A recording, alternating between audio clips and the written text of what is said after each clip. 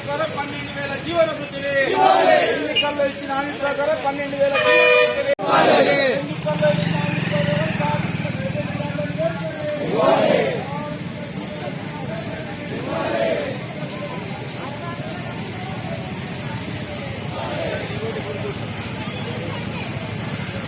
జీవన వృత్తిని ఎన్నికల్లో ఇచ్చిన ప్రకారం వ్యవసాయ కూలీల జీవన వృత్తిని ఎన్నికల్లో ఇచ్చిన ప్రకారం వ్యవసాయ కూలీలకు 12,000 జీవన వృత్తిని వ్యవసాయ కూలీలకు 12,000 జీవన వృత్తిని ఎన్నికల్లో ఇచ్చిన హామీ ప్రకారం వ్యవసాయ కూలీలకు 12,000 జీవన వృత్తిని వ్యవసాయ కూలీల ఐక్యత వ్యవసాయ కూలీల ఐక్యత కార్మికుడికి వ్యవసాయ కూలీలకు 12,000 జీవన వృత్తిని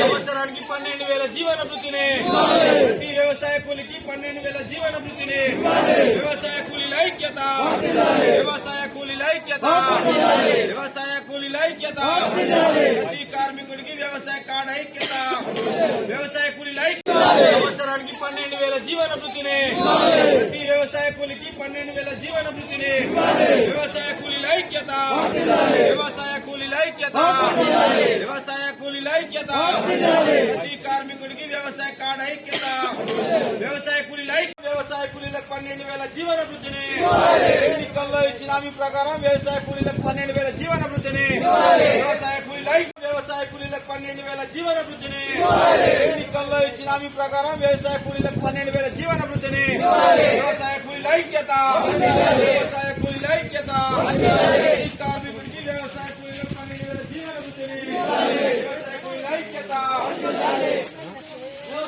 సంవత్సరానికి 12,000 జీవన వృత్తిని ప్రతి వ్యవసాయ కూలికి 12,000 జీవన వృత్తిని వ్యవసాయ కూలీల ఐక్యత వ్యవసాయ కూలీల ఐక్యత వ్యవసాయ కూలీల ఐక్యత ప్రతి కార్మికుడికి వ్యవసాయ కార్డు ఐక్యత వ్యవసాయ కూలీల వెంటనే వ్యవసాయ కూలీలకు 12,000 జీవన వృత్తి వెంటనే వ్యవసాయ కూలీలకు 12,000 జీవన వృత్తి వెంటనే 100 రోజుల్లో ఇస్తారని 300 రోజులైనా ఇవ్వకపోవడమా 100 రోజుల్లో ఇస్తారని 300 రోజులైనా ఇవ్వకపోవడమా వ్యవసాయ కూలీలకు 12,000 రూపాయల జీవన వృత్తి వెంటనే ఆసరా కింద 12,000 జీవన వృత్తి వెంటనే వ్యవసాయ కూలీలకు ఐడెంటిటీ కార్డులు ఇచ్చి జీవన వృత్తి వెంటనే వ్యవసాయ కూలీలను వెంటనే ఐడెంటిటీ ఎంతమంది దరఖాస్తులు చేసుకున్నాం మేము నిజంగా కూలీలమా కాదా మేము 3 ఎకరాల లోపు ఉందా లేదా మాకు 3 ఎకరాల పైన ఉంటే మాకు ఇవ్వకపోయినా పర్వాలేదు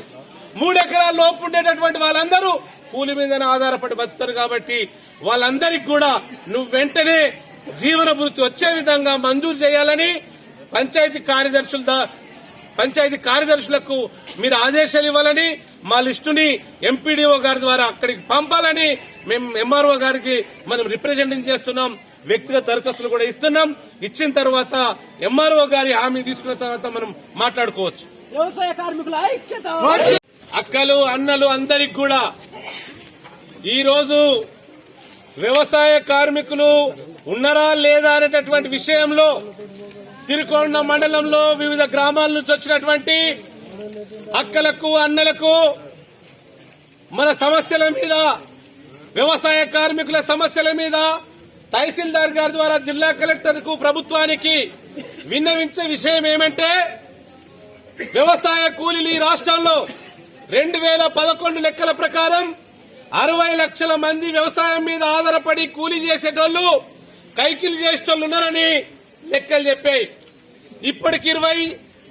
24 వచ్చింది 2024 ఇప్పటికి కనీసం 20 లక్షల మంది అయినా పెరిగి ఉంటారు అంటే సుమారు 80 లక్షల మంది ఈ తెలంగాణలో వ్యవసాయ కూలీలుగా ఉండి పని లేకుండా గ్రామాలలో చేతులు ముందటేసుకొని చాలా ఇబ్బంది పడుతున్నటువంటి పరిస్థితులు కూడా ఉంటున్నాయి కొంతమంది అయితే ఊర్లకెళ్లి హైదరాబాద్ కు నిజామాబాద్ కు కామారెడ్డికి వలసలు పోతున్నారు ఇక్కడ ఊర్లలో పని లేక ఇతర పట్టణాలకు వలసలు పోయి కొంతమంది బిచ్చగాళ్లుగా తయారవుతున్నారని పేపర్లు చెప్తున్నాయి మీడియా చెప్తున్నది ఇట్లాంటి దౌర్భాగ్య స్థితి వ్యవసాయ కార్మికులు ఎదుర్కొంటున్నారు వీళ్ళని ఆదుకోవాలని అనేక కూలీ సంఘాలు కార్మిక సంఘాలు డిమాండ్ చేస్తే తెలంగాణలో 3 కోట్ల మంది ఉంటే దగ్గర 1 కోటి మందిగా కూలీలు ఉన్నారు వీళ్ళందరూ ఓట్లు నాకు వేయండి.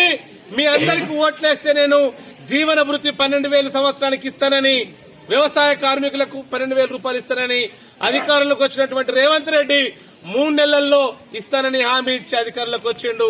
మనం కూడా ఇస్తానని నమ్మినాం. 3 నెలలు పోయినాయి, 300 రోజులు అయినాయి, 100 రోజులు పోయింది. అయ్యా రేవంత్ రెడ్డి గారు, మీకు చెప్పదలుచుకున్నాం, అందరికన్నా ఎక్కువ ఎలాంటి ఆస్తులు లేక రెక్కలు అమ్ముకొని బతికేటోళ్ళం, రెక్కల మీద ఆధారపడేటోళ్ళం. మాకు మీ ప్రభుత్వం ఆదుకోవాలని, ఆదుకుంటదని నమ్మి ఓట్లేస్తే 100 రోజులు కాదు 300 రోజులు అవుతుంది.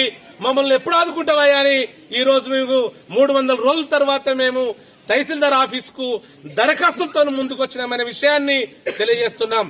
ఈ మండలంలో సుమారు తక్కువగా సుమారు 10,000 మంది వ్యవసాయ కూలీలున్నారు. ఈ 10,000 మందిని ఆదుకోవటం ప్రభుత్వానికి పెద్ద విషయం కాదు. దగ్గర 3 లక్షల కోట్ల బడ్జెట్, తెలంగాణ బడ్జెట్ 2,91,000 కోట్లు తెలంగాణ బడ్జెట్.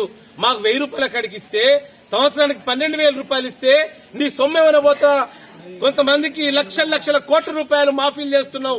పెద్ద కార్పొరేట్ సంస్థలకు, పెద్ద కంపెనీలకు 1,000 కోట్ల రూపాయలు మాఫీలు చేస్తున్నారు. మా రెక్కలు అమ్ముకొని రెక్కల మీద ఆధారపడేటటువంటి వ్యవసాయ కూలీలను ఆదుకోవాల్సినటువంటి బాధ్యత ఉందని మాట ఇచ్చినావు, మాట తప్పుతున్నావు. 300 రోజుల తర్వాత మేము అడుగుతున్నాం. మేము చెప్పదలుచుకున్నాం, 9వ తారీఖు నుంచి, వచ్చే నెల 9వ తారీఖు నుంచి అసెంబ్లీ పెడుతున్నావు. సోనియా గాంధీ పుట్టినరోజు సందర్భంగా అసెంబ్లీ పెడుతున్నావు. ఈ అసెంబ్లీలో మా గురించి నువ్వు మాట్లాడాలి. ఈ అసెంబ్లీలో మా జీవన భృతి గురించి నువ్వు మాట్లాడాలా. ఈ అసెంబ్లీలో మా జీవన భృతి శాంక్షన్ చేస్తున్నట్టుగా, అందరికి ఇవ్వమని ఆదేశాలు ఇచ్చినట్టుగా నువ్వు మాట్లాడాలని చెప్పి వ్యవసాయ కార్మిక సంఘంగా రాష్ట్ర వ్యాప్తంగా కూలీల దగ్గరికి వెళ్లి ప్రచారం చేసి మనందరూ దరఖాస్తులు చేసేటటువంటి కార్యక్రమాన్ని చేసుకోవడం జరిగింది. ఈ దరఖాస్తులను పుట్ట దాఖలు చేయకుండా ఎంఆర్ఓ గారిని మేము అడుగుతున్నాం, మనవి చేస్తున్నాం. మీ పంచాయతీ కార్యదర్శులకు పంపండి. ఎంపీడీఓ గారి ద్వారా సెక్రటరీలకు పంపండి. వాళ్ళు మీ హామీలు ఇవన్నీ ఉన్నాయి కదా, మా అదే అంటే మీ ద్వారా మీరే కాబట్టి ఎంపీడీఓ పంపిస్తే దరఖాస్తు సెక్రటరీ గారికి ముడతారు. మేము పెడితే మళ్ళీ మాకు వాళ్ళకి పంచాయతీ అవుతుంది. 10 నెలలు ఆగినాం. మాకు గొంతెమ్మ కోరికలు ఏమి కోరతలేము. 1,000 రూపాయల కాడికే సంవత్సరానికి 12,000 ఇస్తానన్న మాటనే. బస్ ఫ్రీ ఇచ్చినావు, మాకు సంతోషమే. 500 బోనస్ ఇస్తున్నావు, మాకు సంతోషమే. మాకైతే ఎలాంటి ఆస్తులు లేవని రోడ్ల మీదకి వచ్చి మీ ద్వారా ప్రభుత్వానికి విన్నవించేటటువంటి కార్యక్రమం చేస్తున్నాం. ఈ దరఖాస్తుల్ని మీరు ఎంపీడీఓ గారి ద్వారా మీ సెక్రటరీలకు పంపి మా వ్యవసాయ కూలీల డాటాను కూడా తీసుకుంటే మేము అసెంబ్లీకి కూడా 9వ తారీఖు తర్వాత మేము పోవడానికి మా సంఘం తరఫున, వివిధ సంఘాల తరఫున పోతున్నాం. ఈ విషయాన్ని ప్రభుత్వానికి, రాష్ట్ర ప్రభుత్వానికి తెలియజేయాలని చెప్పి కోరుతున్నాం.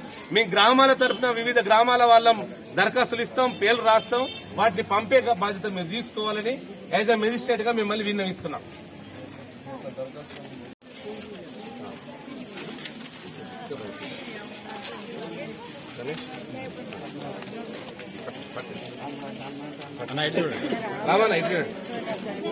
సార్, మేం చెప్పదలుచుకున్న అమలు వినాలే.